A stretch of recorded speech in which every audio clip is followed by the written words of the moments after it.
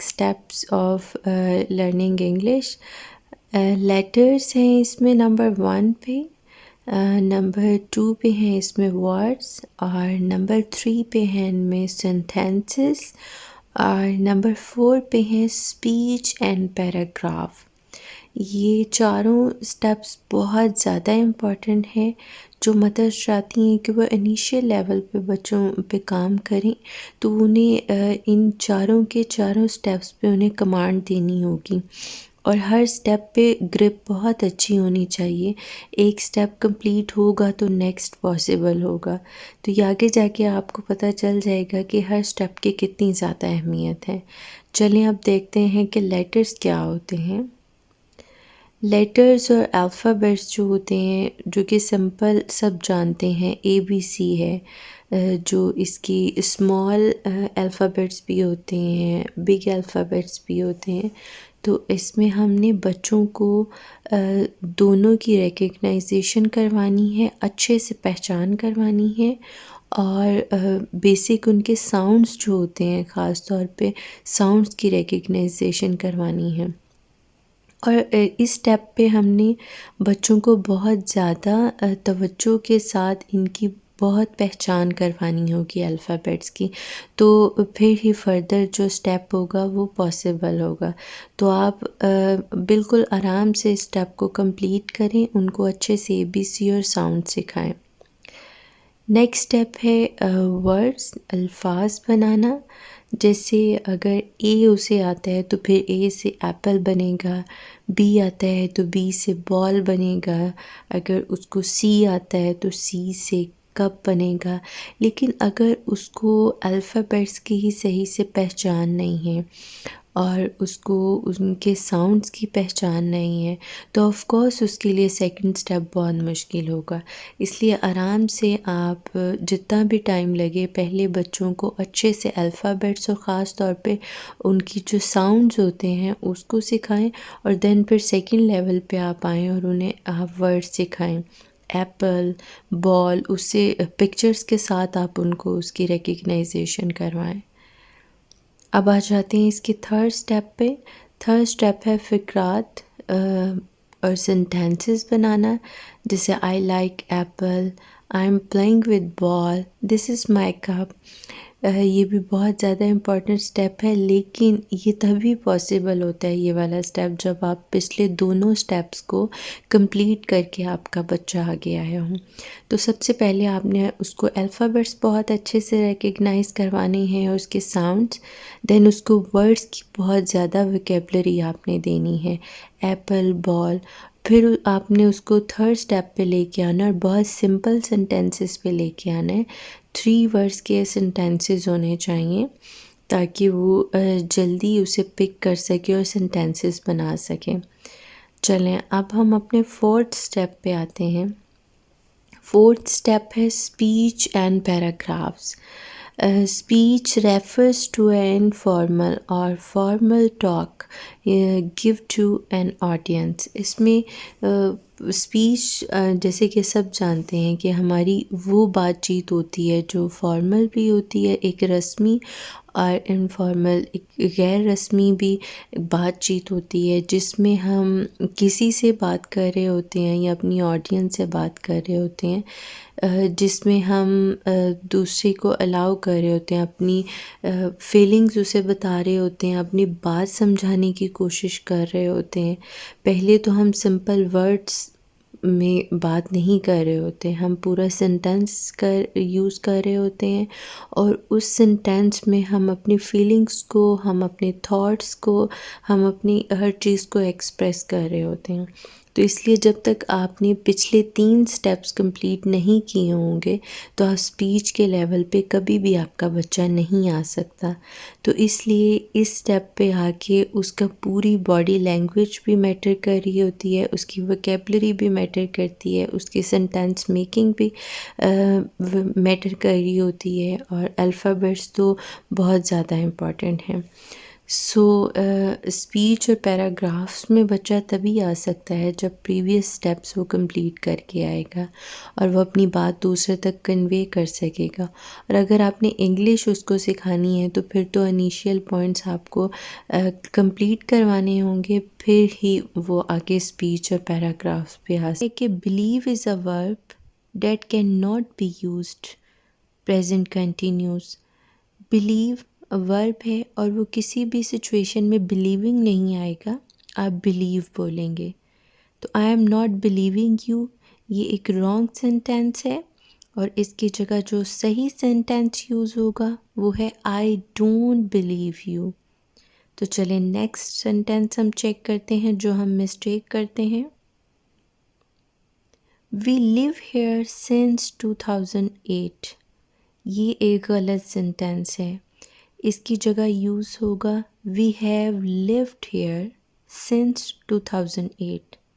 इसकी रीज़न ये है फ्रेंड्स कि we are talk about something that started in the past and still live now. Use present perfect. इसमें ये बताया गया है कि हम एक उस चीज़ के बारे में बात कर रहे हैं जो कि पास्ट में स्टार्ट हुई थी लेकिन वो अभी तक हो रही है, यानी अब अभी तक हम यहाँ रह रहे हैं। तो इसके लिए वी लिव हेयर सिंस 2008 नहीं आएगा, we have lived here since 2008। Next है हमारे पास my cat is sleeping since this morning. ये एक रॉन्ग सेंटेंस है और फिर सही सेंटेंस है my cat has been sleeping since this morning. इसकी रीज़न क्या है वो आपको हम डिस्क्राइब करते हैं। We talk about something that started this morning and it's still happening. Now she is still sleeping and we want to talk about whole period between this morning and now. Present perfect continuous tense।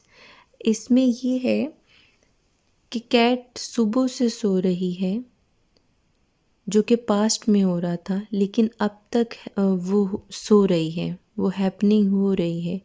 तो उसकी जगह हम क्या use करेंगे has बिन।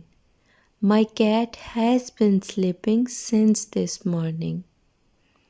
तो ये इसका सही सेंटेंस है जो आपको बताया गया है। तो नेक्स्ट सेंटेंस चेक करते हैं।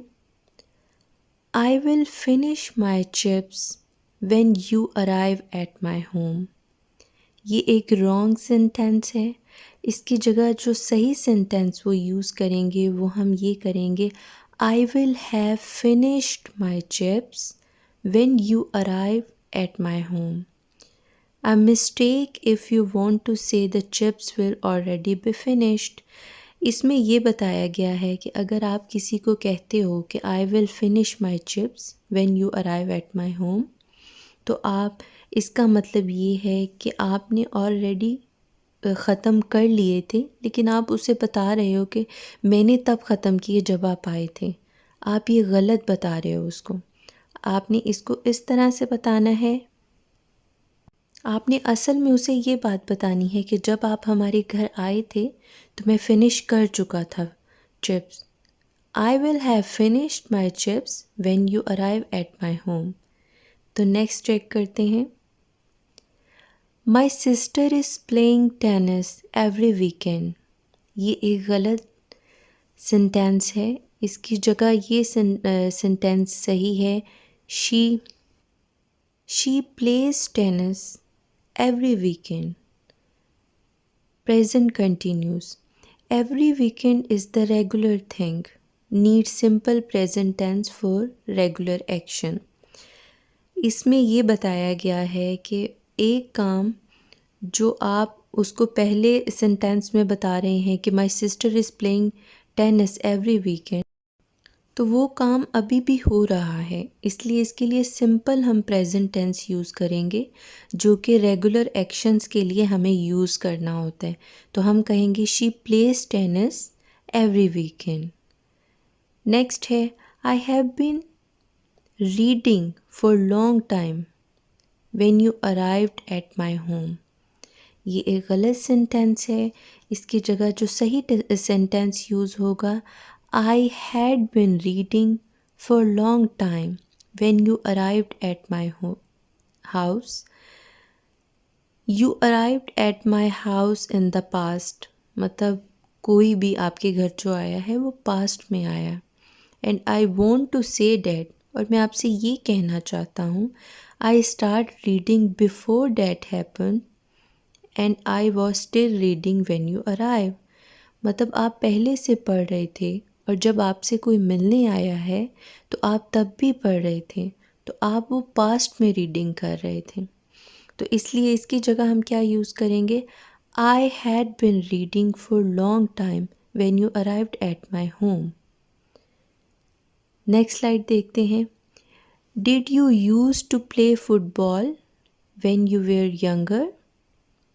ये एक गलत सेंटेंस है। इसकी जगह जो सही सेंटेंस यूज़ होगा, did you use to play football when you are younger.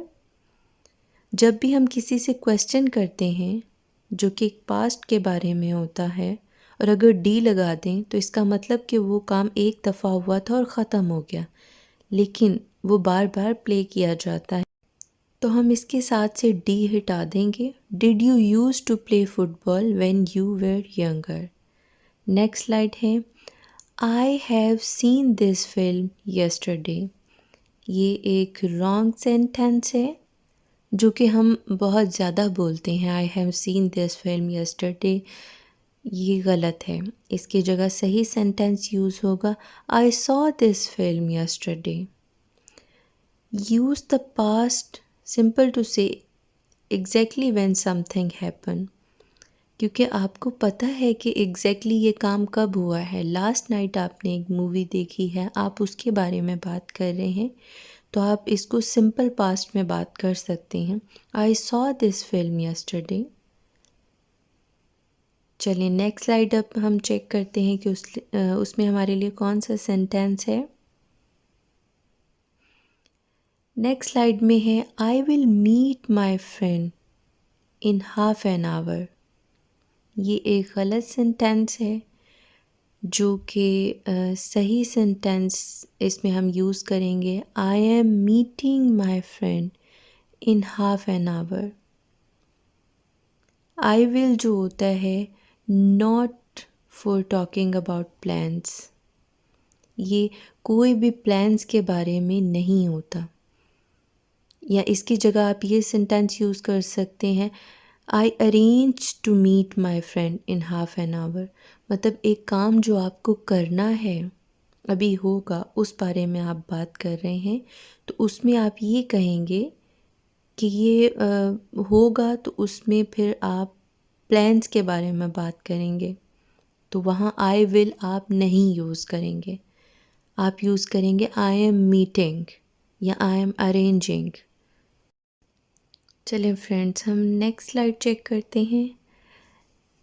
इसमें ये सेंटेंस है, I can not go out because it rains, या I can't go out because it rains. तो ये गलत सेंटेंस है, जिसकी जगह हम ये यूज़ करेंगे, आई can not go out because it is raining.